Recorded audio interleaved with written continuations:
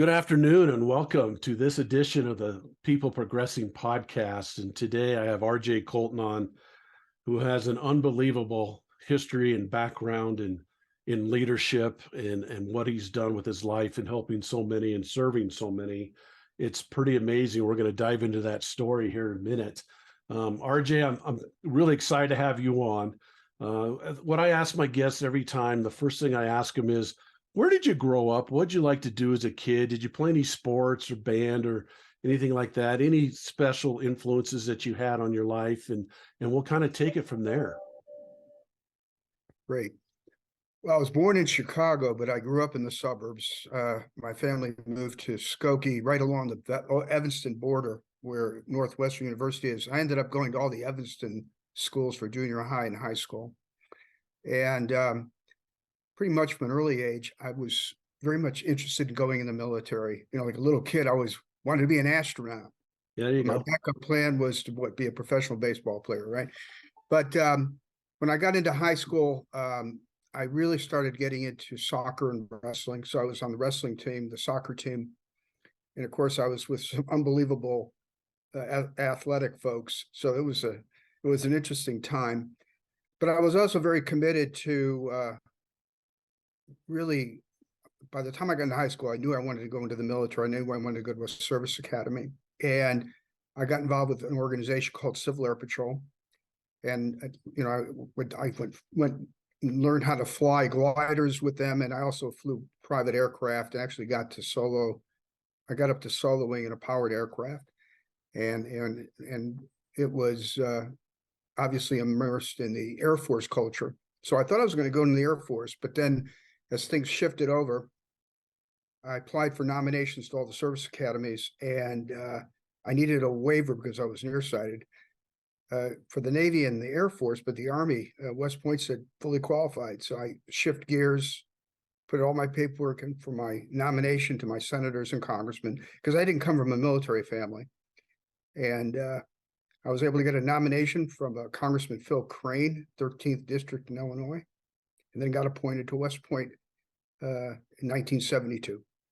And when you were doing that and you had to shift your mindset there from flying to the Army, what kept you so entrenched with being in the military itself? You kind of had you wanted to be in the Air Force, but that kind of got taken away from you. But that mindset of service in our military stuck with you. What kind of made you stay with it? I from an earliest age, I mean, I can't remember when I didn't. This notion of service to the country and to others was really intense.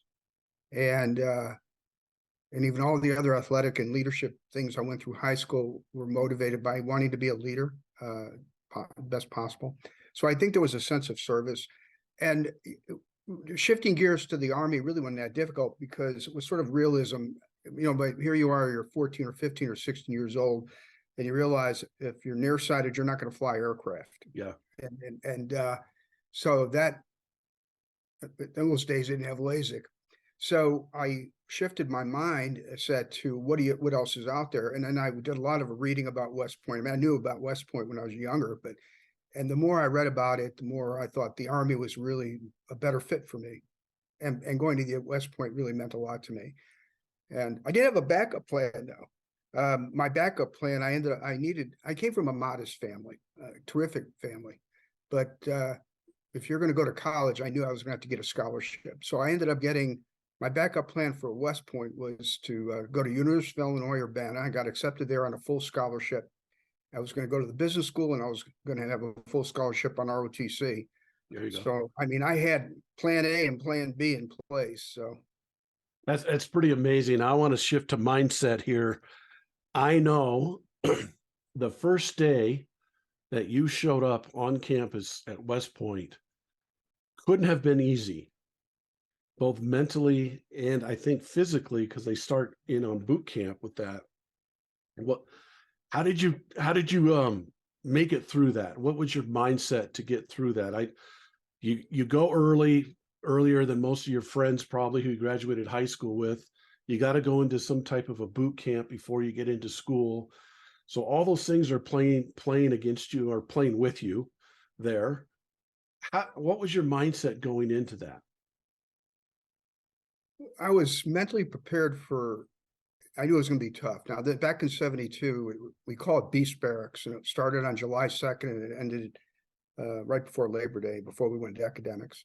And it really was very intense, not only military training, but a lot of, drill and ceremony, a lot of very disciplined walking around campus, all that. When we arrived in New York, I arrived in New York like on July 1st or July 1st in the morning. And there was a parent thing they set up. So all these wannabe cadets, we all met in New York. There were 4 roommates. We were at this one hotel. All 4 of us ended up graduating, and they all went on to do great things. And one of them retired as a 3-star general. So it was an interesting group, but when we showed up at West Point, it was indeed pretty intense. They roll you off the bus and, put you in, get your head shaved, pick up your gear and all that, and running around. I guess I would say I felt like I was on a great adventure. I really wanted to be doing it, and it was intense. Looking back on it, you sort of smile, but it wasn't funny at the time. And you're eating square meals and doing a lot of athletics. But I just would say that it appealed to me in so many ways to test your mettle, prove yourself. And the guys that in that time, there were no females. They came in after I graduated. So the guys were all talented and unbelievable. Some handled it better than others. We did have attrition. We started out with like 1,300 maybe.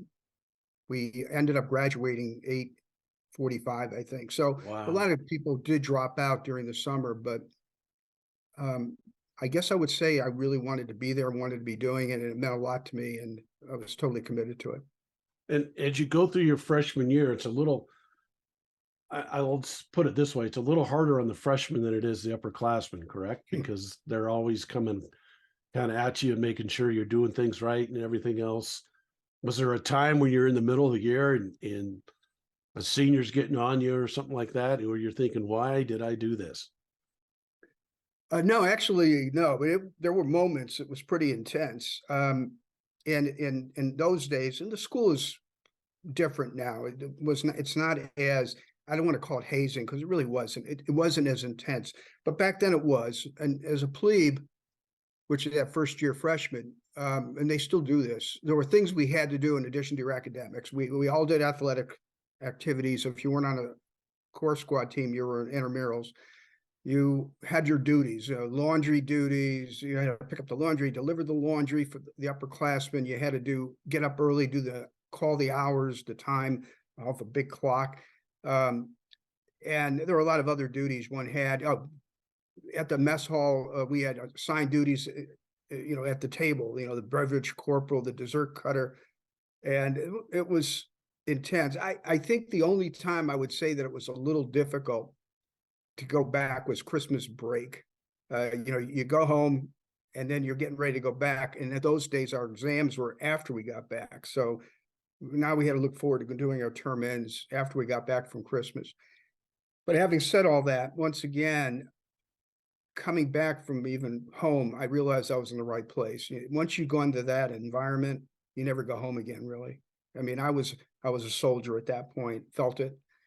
And I was looking forward to keep on progressing. And there was just so many neat things coming up. It was, once again, a big adventure. And had to overcome barriers and obstacles, if you will, obstacles. The academics were intense, but I did really well there as well. I had great professors, and all along you had the camaraderie of your classmates.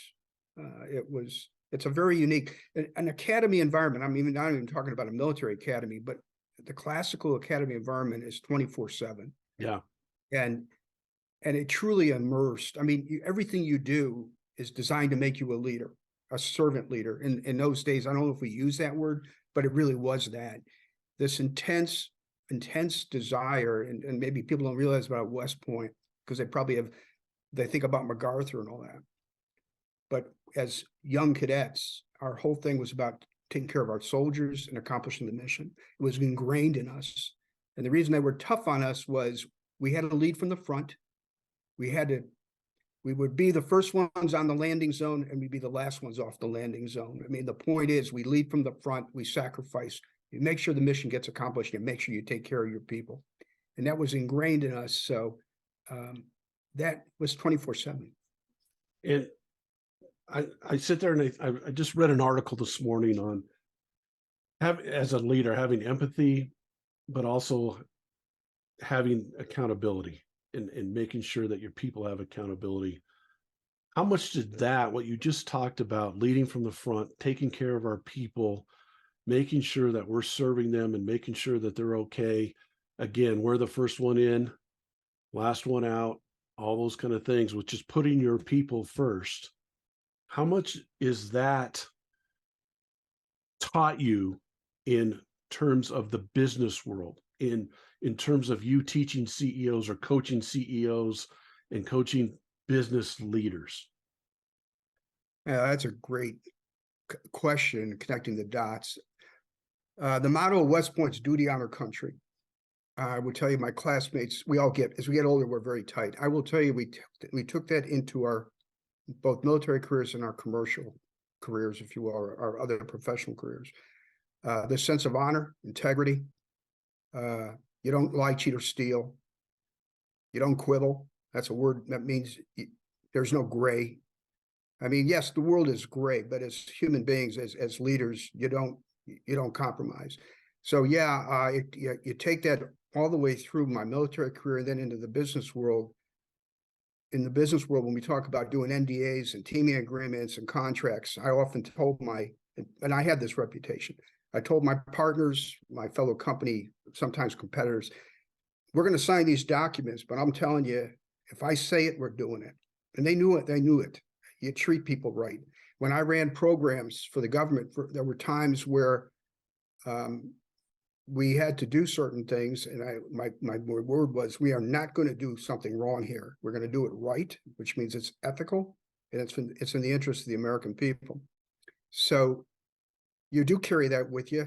I know I do, and I do think that as far as being a coach, and even before I became a Vistage coach, the idea of being a mentor and a coach and a training and an academic or a training person, if you will, an educator, was in my mind a key part of the job in the business world. So when I had young folks, I learned from them. I mean, that's one of the great things when you work with young people who are relatively new to the workforce. You're still learning something from them. Yeah. They know things you don't know. But I would impart what knowledge I had. And I was modest about it because sometimes I don't know if it was absolute truth, but they'd hang on to every word you say. But leading from the front does have its place in the business world.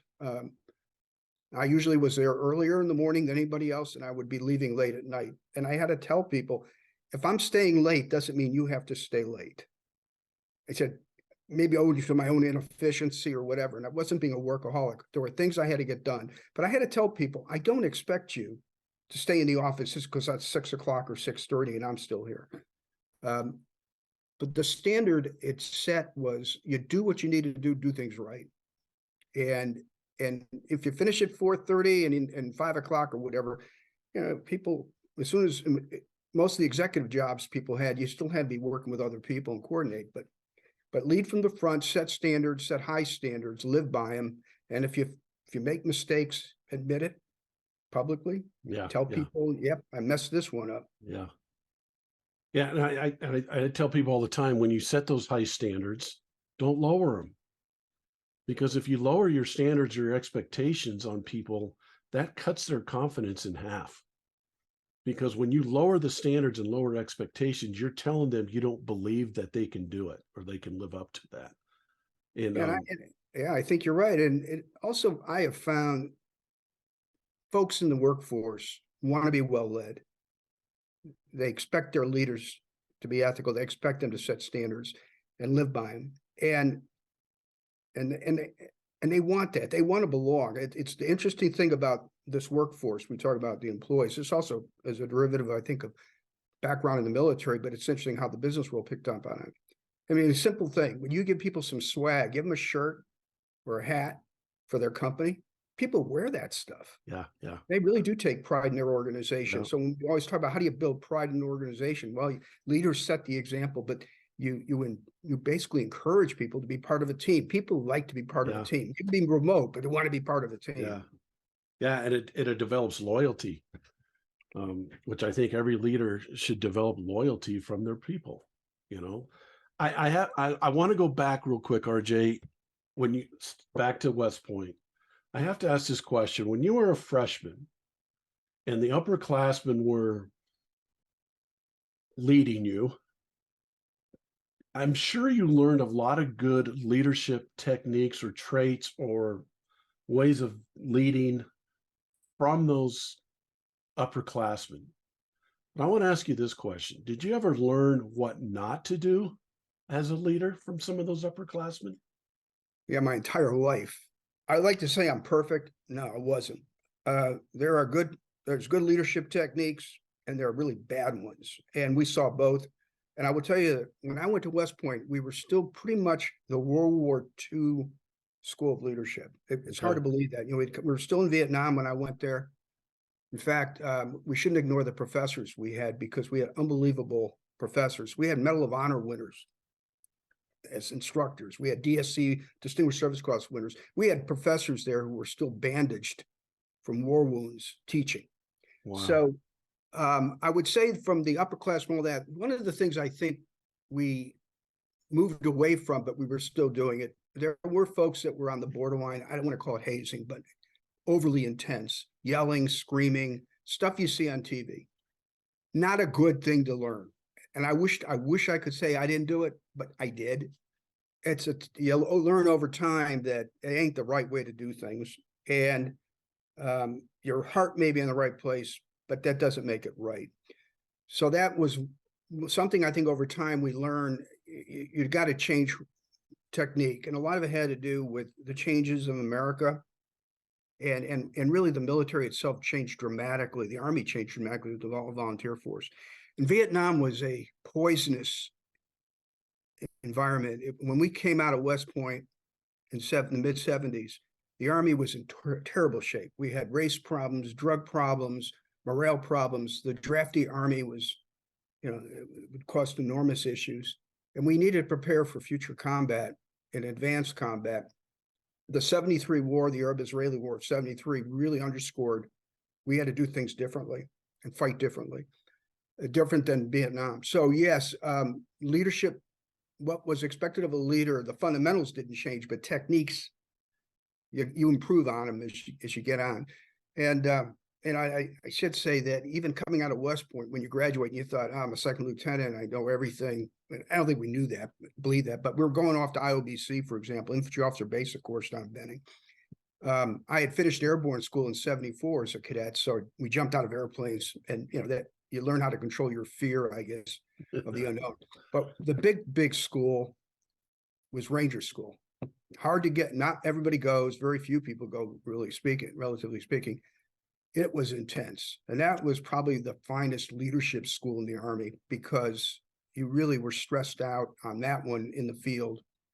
People were exhausted, hungry, and you had to keep them motivated. And it was like being in combat.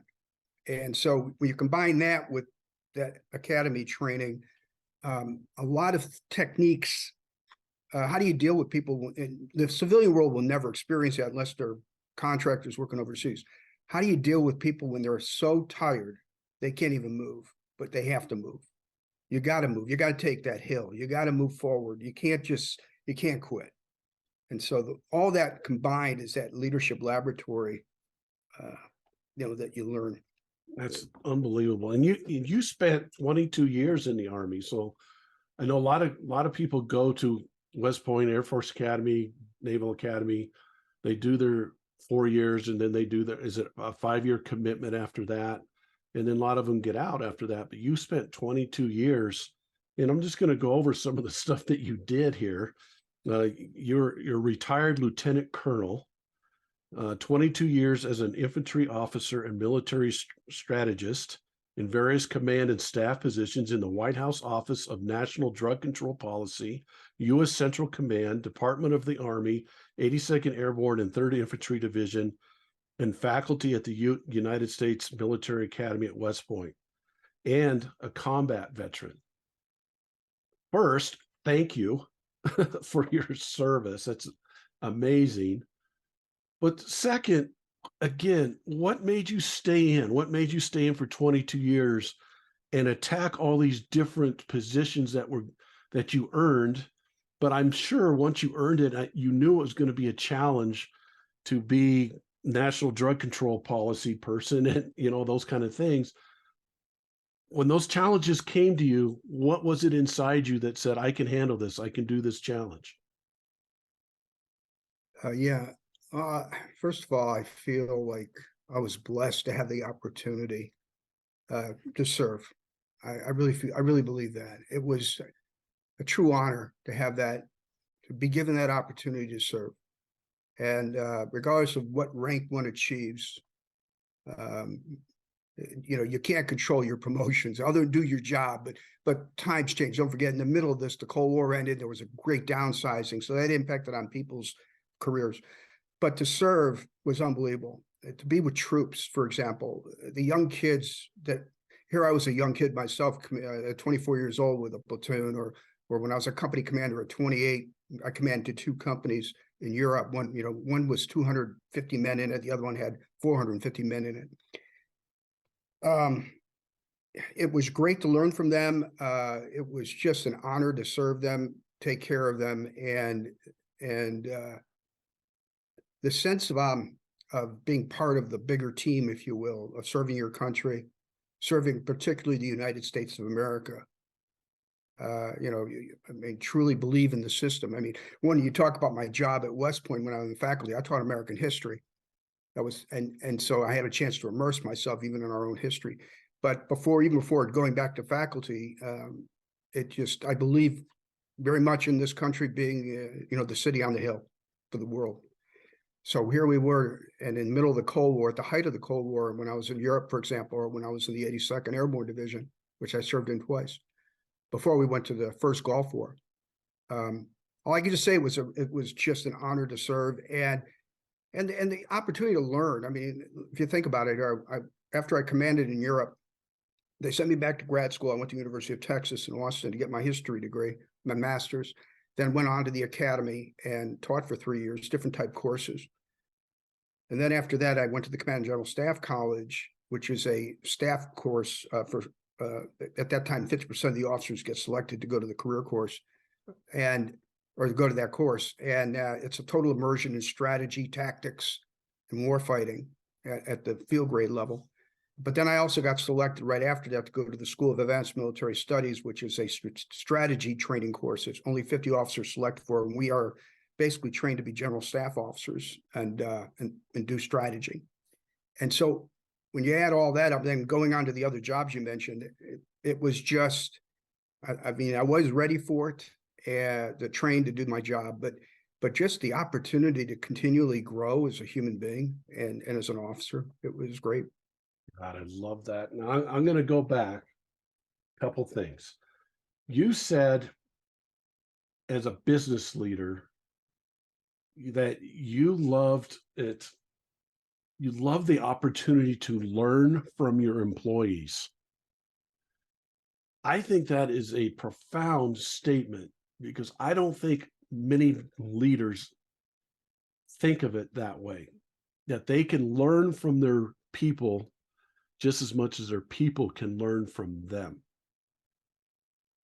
Mindset, again, RJ, mindset. How did you develop that mindset of I can learn just as much from the people I'm leading as the people are leading from me? You have to have extreme confidence in yourself to be able to have that. Yeah. Well, one thing about the Army, for example, is young officers, we actually are trained by our NCOs. Now, they may be junior to us by rank, but by experience and expertise, they're your right hand. So I'm once again blessed. I had terrific NCOs, non-commissioned officers, as an officer at different levels, that they did their job, but I learned so much from them, in addition to my senior officers.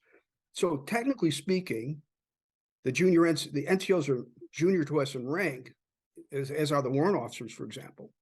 But we learned from them, and you had to respect that. Now, they expected us to set standards and write the plans and lead from the front. That wasn't that we all had our jobs to do. So right off that bat, that kind of mindset that you learn from your NCOs.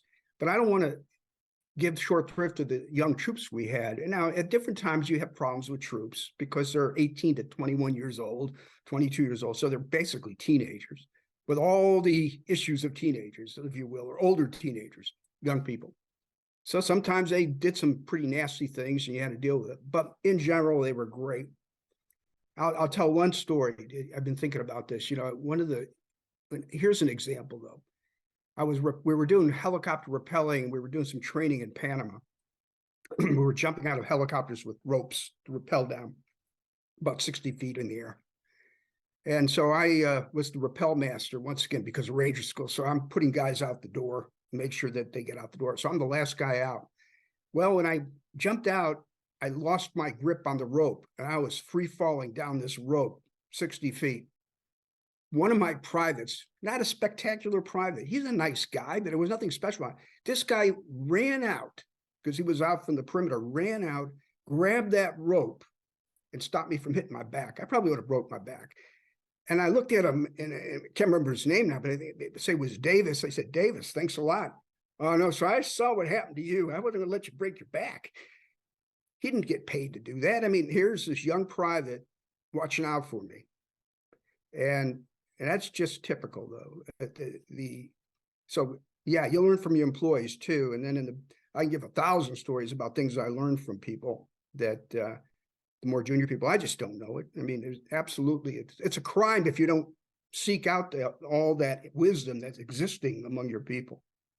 Well, it's continuously having the growth mindset. And I really believe in the things that you're talking about today go in from the military to the business world to the athletic world. It's all the same. You're all leading people and you're all trying to get them to do great things. I call it the light bulb moment. We're all trying to get our people to get that light bulb to turn on so they can do things even they didn't even think they could do.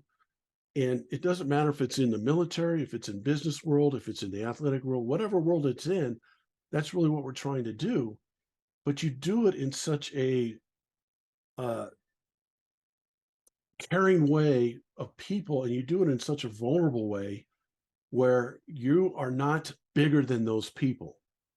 You can learn from them just as much as they can learn from you. I think that's an amazing outlook that leaders need to listen to, that it's okay if an employee knows something more than you do at some certain things. That, like you said, they might be an expertise at that. Learn from them. It's amazing to me. So I wanted to go one more place here. I asked you how hard it was to do all those different jobs within the military, high-ranking jobs, very specific jobs that meant a lot to our country. And the first thing you said was it was an honor to do it.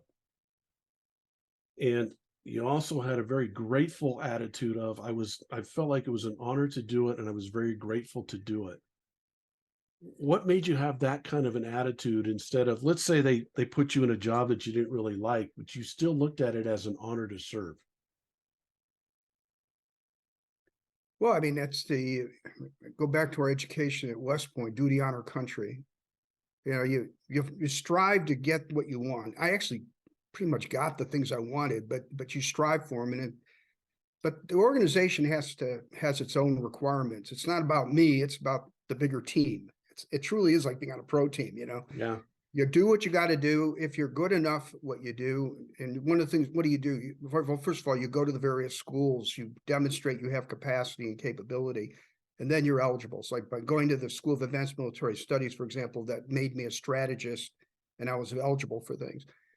I mean, there were times where I had jobs coming at me left and right at the same time. And it was a question, which one was I going to get? So one time, in fact, when I went to Department of the Army to be special assistant to the vice chief, I was in the middle of being a brigade operations officer in the 82nd Airborne Division, which was a pretty significant position in one of the brigades. You're in charge of all the training and ops and everything. And I loved that job. And so this is like 1992, 92, 93. I was being considered to be in a senior position for an admiral at one of the unified commands, 4-star. And I basically turned down the job because I wanted to stay with the 82nd. I wasn't really ready to leave. And I had that right to do that. And the guy said, I understand. He said, I do the same thing. Well, the next thing I know, I thought I was going on to a new position in 93. And I get this phone call from the Pentagon, and they told me, yeah, you've been requested by name by the Vice Chief of Staff of the Army to serve in as his special assistant. So it's how those things happen. But I mean, the reason I got selected for that was my performance and my record and all that. So you get these things.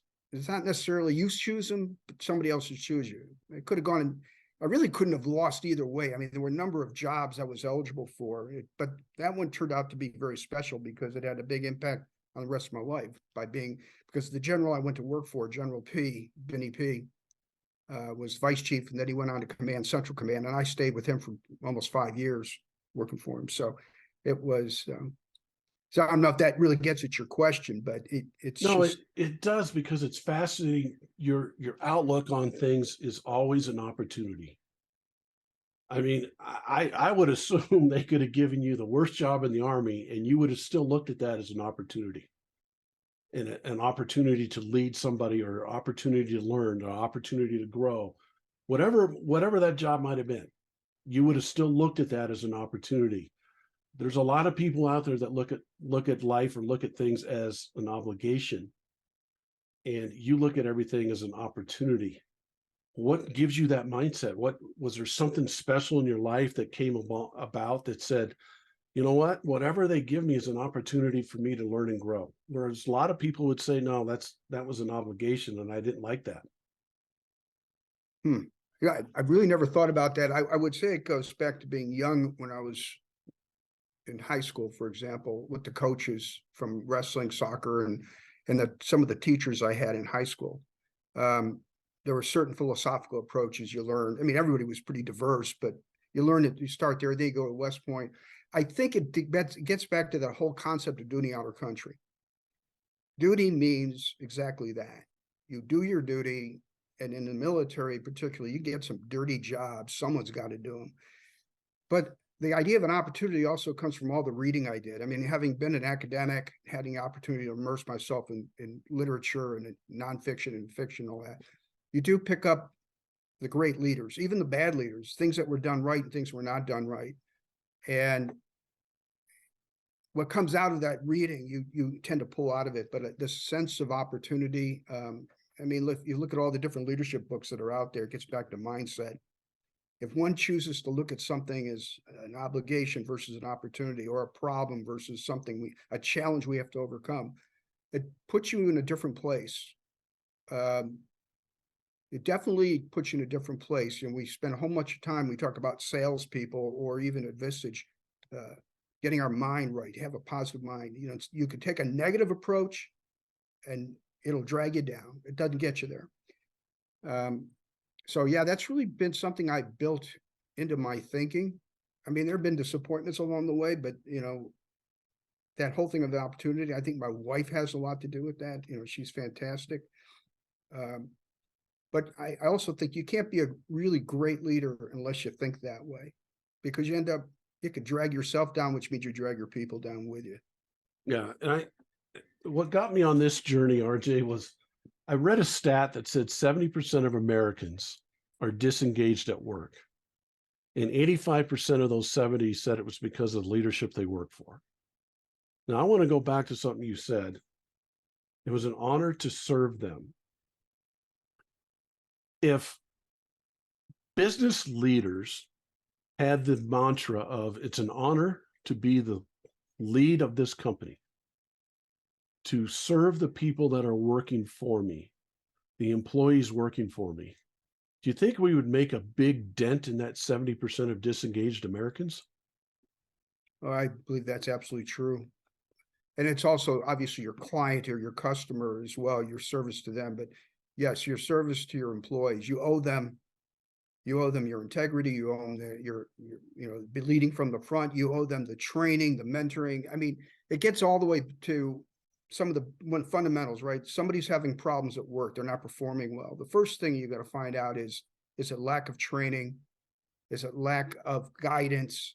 Not they're all screwed up. And if we start from the position of there's something, what's going on here? Or are they having a personal issue at home? Are they having a personal problem with their health? If leaders are paying attention to those kind of things, they're going to find that, and I do believe this, the majority of workers out there are in America or even overseas, but in your workforce want to be successful. They want to do things. Now, they may not want to be a manager. They may just want to be a technical person, but they want to do good. I mean, I can't think of a single person that I've worked with in the business world for 25 years that didn't want to be successful, didn't want to take care of the organization. There were times where they had issues, and sometimes you do have to ask people to get off the bus. Sometimes it's not a good fit. Yeah. And when I've done that, it was, we've gone through a lot of different discussions and training and everything else. And you basically have that deep discussion and say, this may not be a good fit for you. You're a great human being, but this particular job in this environment may not be a good fit.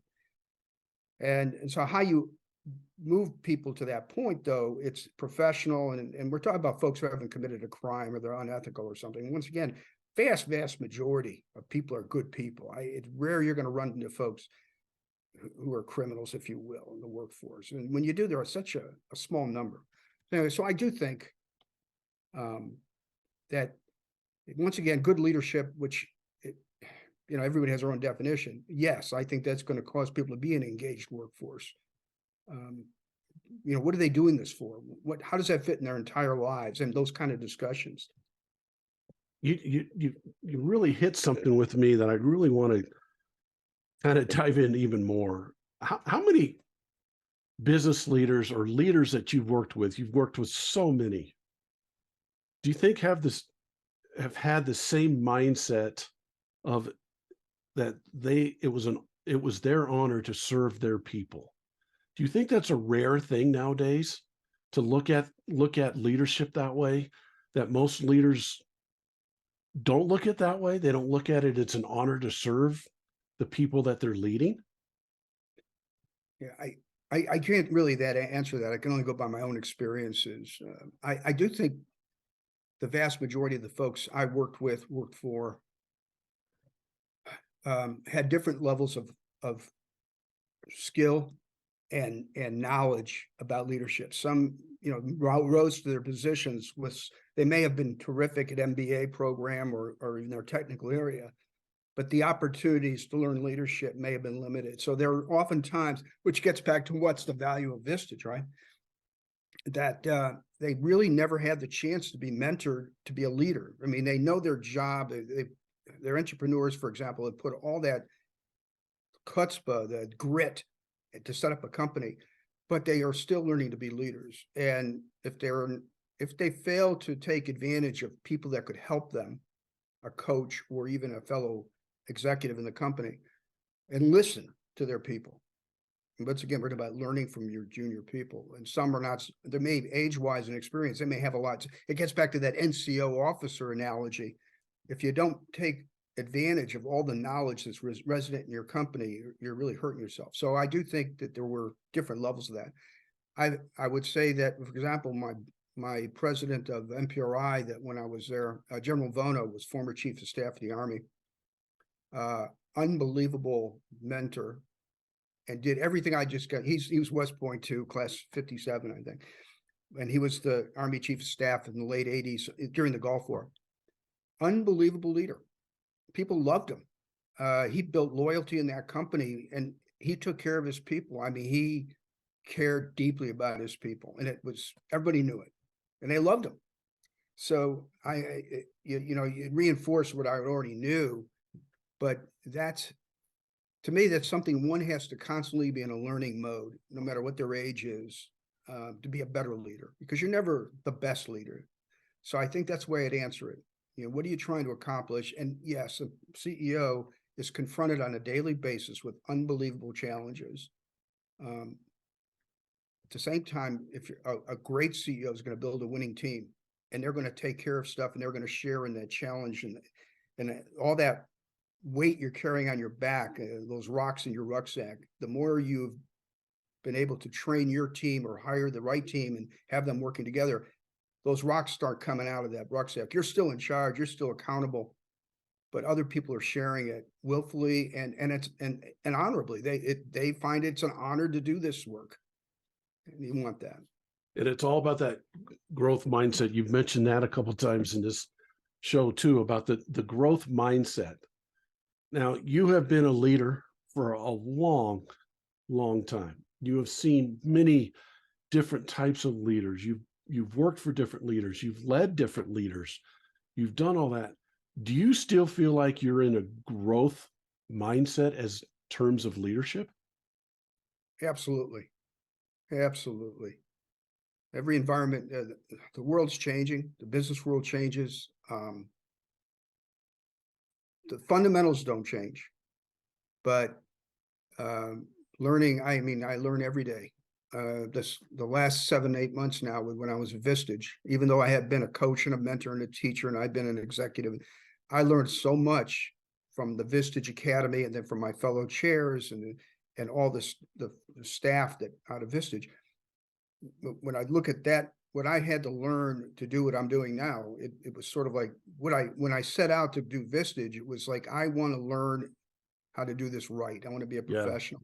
Yeah. And so, yes, and once again, it's fun, but I think it's mandatory. You got to be learning every day. Otherwise, you're posing. Yeah. And I have a saying that my dad used to say that baseball is the greatest game because there's no clock to stop it. Now they're putting a clock in it, but and I say the same thing about growth and progression. That's why this is called the People Progressing Podcast, because the clock never runs out on growth and progressing. You just got to keep doing it. You got to keep learning. You got to keep growing. And I'll be honest with you, RJ, not to embarrass you or anything, but if there's a person in the world who I've met who has been through more leadership stuff than you, I don't know who that is, but you're still trying to learn and you're still trying to grow. And I commend you for that. That's an amazing statement that you just made. And it's pretty amazing what you've done in your life, but you're still wanting more. You're still wanting more growth. You're still wanting to help others grow. You're still helping them grow and progress and so forth. What drives you to keep going? What drives you to keep serving these people now in the Vistage world, the business world, to help those people become better leaders? Well, I guess once again, it's a sense of service. And, after half a century of doing these things, I feel like I want to keep giving back. I mean, this method to do it right now, this approach with Vistage was another way to move forward, a new chapter. But I feel like it'd be wrong not to take advantage of what I've learned and keep learning myself, obviously, but to keep giving back, because once again, first of all, it's good for America. I mean, having a good, strong economy and good, strong companies providing jobs for people and taking care of people, to me, it's an extension of everything else I believe in. And so I mean, I'm still committed to the same things. And, there's still other things I do beside the business world that allow me to test myself. I didn't, it's not there, but like one of the things I picked up over the last 20 years, I did competitive sailing. Oh, wow. And I don't own a sailboat, but I have friends who do. So I was like a mercenary sailor. So people would ask me, what is an Army guy doing on a sailing in the Newport Bermuda race or something? And I said, I'm getting a little bit old to jump out of airplanes. But what I really like about it, once again, I had to learn a whole set of new skills to sail a boat.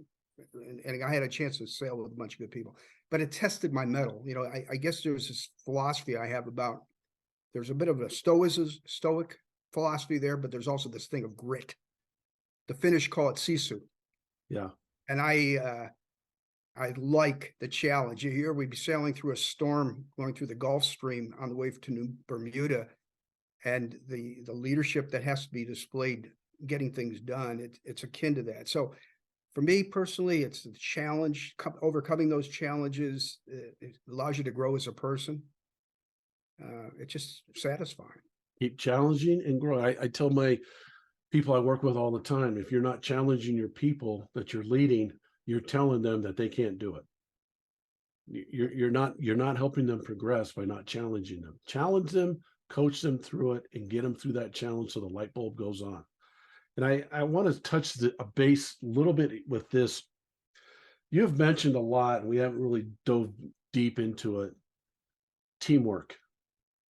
How important in the Army, in the business world, in the sailing world, in all the worlds that you've lived in, how important is the power of the team? Oh, it's absolutely crucial. It's critical. It's everything. I mean, the very few things we do are not going to be tribal in nature, because even the outstanding leader, that one person that wins the Medal of Honor for singular action, that person over and over again, when you listen to Medal of Honor awardees, recent ones and even the ones in history, they'll talk about how the medal they're wearing was not their medal. It's the guys they left behind who were buried. It's the guys that, were with him or her. And that it epitomizes this notion that it's the team that makes things happen. Very few things get accomplished by one person. That one person would be brilliant and bring great ideas, but there's more of an impetus to other people to jump on it. So the building a good, powerful team, and we talk about building winning teams or building a powerful team, it's crucial. It's central to the success of an organization. And how is it harder? I've had this question asked to me before. I don't believe it is, but I want your opinion. Is it harder to build good, rock solid teams that care about each other, work with each other, empathize with each other, support each other in the business world, where it can be pretty sticky in terms of individualism sometimes? Well, yeah, and I think take any organization, like let's say you could talk about military, you could talk about first responders. The teamwork there is absolutely essential to success because, one, it keeps people alive. Yeah. Like say in the business world, you may make a mistake and you can bankrupt the company or someone may go to jail. But in the military, and I would say the same thing goes in law enforcement, you make a mistake, they bury it. Yeah. And that right there is a heavy load a leader has to keep in their mind, because especially when you go to war, the mission has to get accomplished. Sometimes you got to put your people at risk. You have to put your people at risk to accomplish the mission, and it's the nature of it. But the intent is be smart about it. You don't just do something and throw away lives. And if you look what's going on in Ukraine right now with the Russians, they've been like that traditionally. Human beings are fungible or something. It's something you throw away in pursuit of that. That isn't the American way. And it isn't any of the leaders I know. So you take that intensity and you go to the business world now. How do you take that kind of intensity in a business concept? Once again, people want to do well. They want to belong to something that's important. They want to know the mission of that company is important. So if you're selling products or services that are good for let's say they're in the government side or they're commercial, but they're going to change the lives of people. If you look at a lot of the company missions, that's what they're getting at. And it could be in the IT arena, for example. Look at the revolution that's been going on in the information technology arena for the last 30 years. It's changed lives. It's changed lives for the better. I mean, people are able to do things they would never have done before, or even those in the medical profession or producing therapeutic drugs or whatever. So the idea is, how do you capture that goodness that's beyond just, I'm going to sell a product tomorrow morning. They're selling some product out there that's going to change lives for the better. And if people understand it, you're able as a leader to articulate it to them and say, you realize how important this code you're writing today is? Yeah. It's going to change the way we do things in a great way. You realize you're a hero, or it's, to me, that's leadership. Okay. How do you convey that? How do you communicate that? Yeah. And I call it when you find your purpose, when your purpose is greater than yourself. Yep. So I think great leaders in the business world give their people a purpose that's greater than themselves to be there and do the job. Like you said, I read a story about a soup company that was going under, and the new CEO came in and said, you guys realize that you're making a healthy food source for people, and you're changing the people's lives when they eat this soup for the better. And it changed the whole atmosphere of the whole thing, because now their purpose was greater than themselves. And what you're saying there is kind of the same thing, and it can happen in the business world. But here's what I see the challenge for business leaders, and probably military leaders, athletic leaders as well, is a lot of them have all of those attributes. They want to be a servant leader. It's an honor for them to lead their people and all this and that. But all the noise that comes at them, you mentioned it earlier, how much noise comes at a CEO every day. I think the challenge is staying in that purpose of why you're leading the company when all that stuff's coming at you. What's the best way that you can think of to stay in that purpose?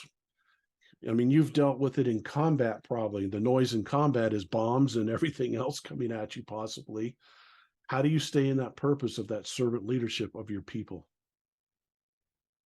Well, I think a lot of things we've been talking about, building a good team, an excellent team. That's one thing. Is don't lose sight of the vision, the mission, and the vision. Right. Mission being what we're doing today. The vision, what's our aspiration?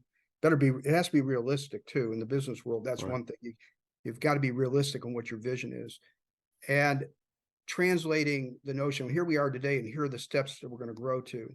But once again, it's that building that powerful team in your organization, bring in the right activities.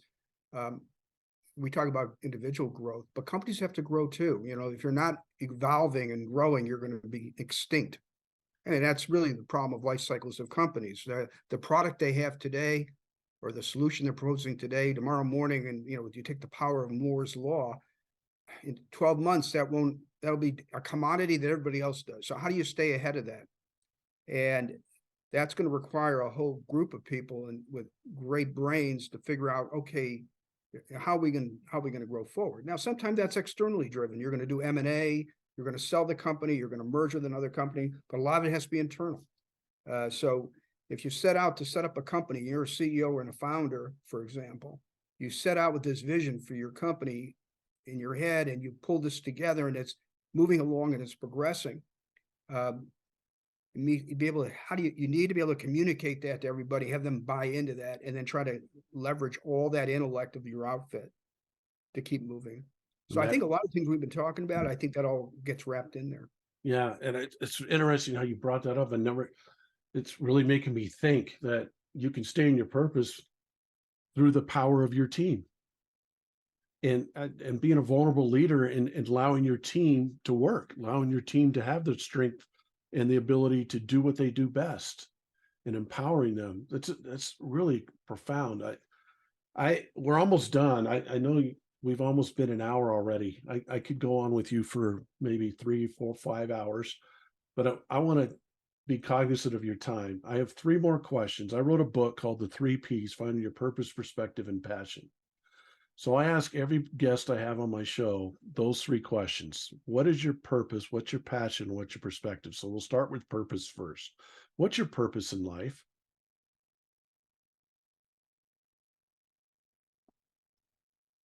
I go back to the motto I grew up with: duty, honor, country. There's the service to my own family, and I have 3 great kids, and a grandson and another grandson on the way. There you go. And I got a wife I've been married to for going on 45 years. And so there's this commitment and sense of obligation to my family. And I did everything I could, to the best I could, to raise a great, successful group of kids. And, God, they're healthy and everything else. So there's that part.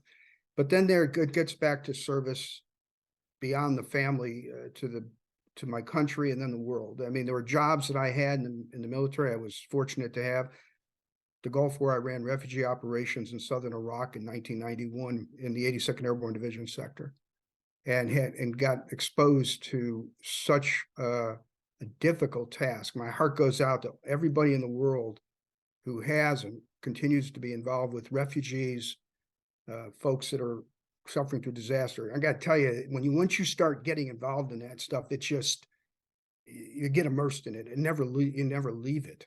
Yeah. And it is difficult. So the point of serving others That's why we're here. Yeah. Okay. In the end, if all you're here is for yourself and you're going to be narcissistic, you're really cheating your life, Yeah. because it has there's some bad things with it, but the greatness of it is the sense that you're here to serve others. Okay. That, I guess I would say the purposes.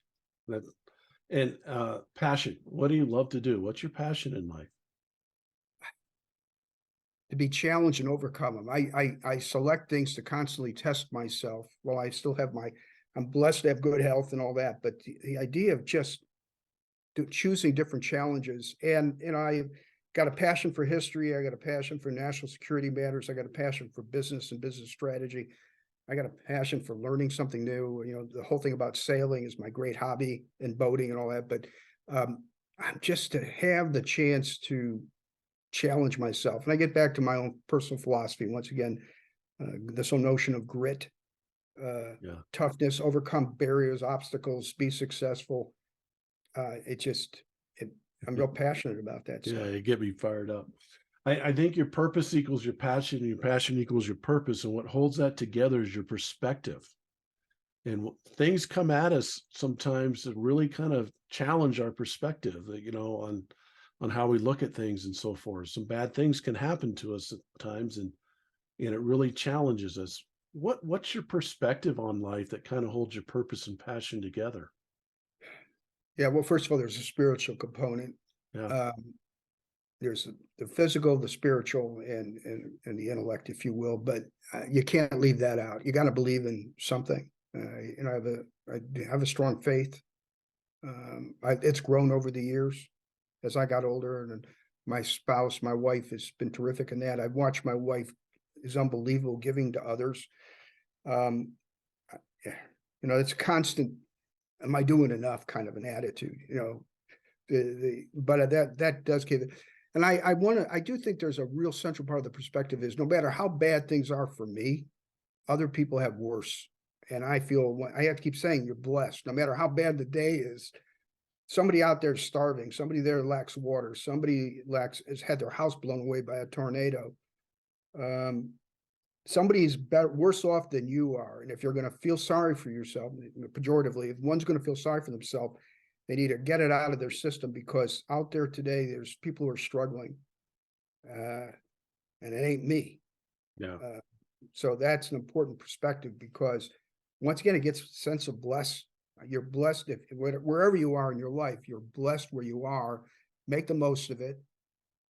You can't control the day you die, most likely, unless you're going to do something wrong yourself. But you can control your life and others, and how you treat it, and your attitude about it. And I think the older one gets, if they've had enough experiences and they recognize that, they learn, because we're all human, we're going to make mistakes. So you learn from your mistakes, you move on, you don't dwell on it. There are several books. Daniel Pink talked about regret in this terrific thing he did a few weeks back. Mm-hmm. He's right on. I mean, that whole point about the regret issue, if you keep hammering yourself for things you did wrong, you're missing an opportunity to grow. Here's that opportunity again. Yeah, it is. It's an opportunity to grow. You move on. Yeah, no doubt. I screwed that one up. Yeah. Yeah, but I learned that one. I'm not going to do that again. and we all do, right? I think that's where, we all screw things up. We all make bad decisions or choices sometimes. There are some challenges that maybe we didn't meet or didn't overcome or whatever, but the opportunity to learn and grow and progress from those is amazing. And you do that. I want you to just answer one more question, RJ, because I could go on forever. What's your definition of grit? I know you've mentioned it a couple times, but what is a true definition for you in terms of grit? You've seen it all. You've been in combat. You've been in the business world, in the trenches there. You've raised a family. You've made it through West Point. You've seen it all. And I'm sure not every day was perfect. Not every day was great. Not every day was, the best day in the world. But you keep using that term grit. What is your definition of that?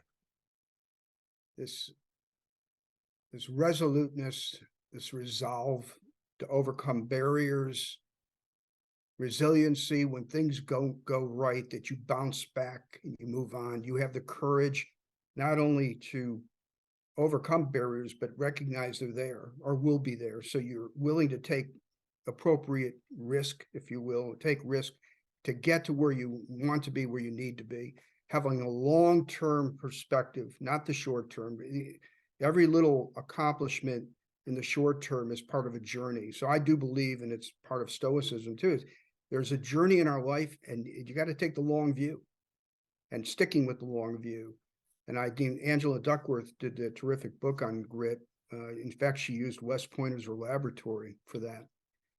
But to me, that's what about resiliency, resolve, courage, determination, applying physical, spiritual strength to get to where you need to be. God, I love it. How can people get a hold of you? Let's say they want you to come speak to their company or whatever it might be, or talk to you about being in your Vistage group. How do people get a hold of you? You want me to give you my email? Is that what you're asking? Sure, yeah. Yeah. Well, RJ period Kolton, Kolton at vistagechair.com, or my personal email is koltonrj76@gmail.com. RJ, I want to thank you. This has been an unbelievable hour. I could ask you a lot more questions. We might have to do episode 2 sometime, but it was a blessing for me to meet you at Chair World, and now it's even more blessing to have you on to help people keep progressing, to keep growing, to have that grit to keep doing that. And what you did today was help a whole lot of people, and I appreciate you coming on. Joe, it's an honor to be on. I really appreciate your questions. Very thought-provoking. So thanks so much. Thank you. And everybody, thank you for listening. And I hope you had a great day. Hope you had a great time listening to RJ. Very inspirational. You can get a hold of me through CoachJoeWhite97consulting.com or CoachJoeWhite97@gmail.com. And I'd love to talk to you, speak to your groups or whatever. But thank you for listening. Share this podcast with people, get them to subscribe, and let's keep growing this so we can keep helping people progress. Thank you and have a great day. Keep progressing. Thank you.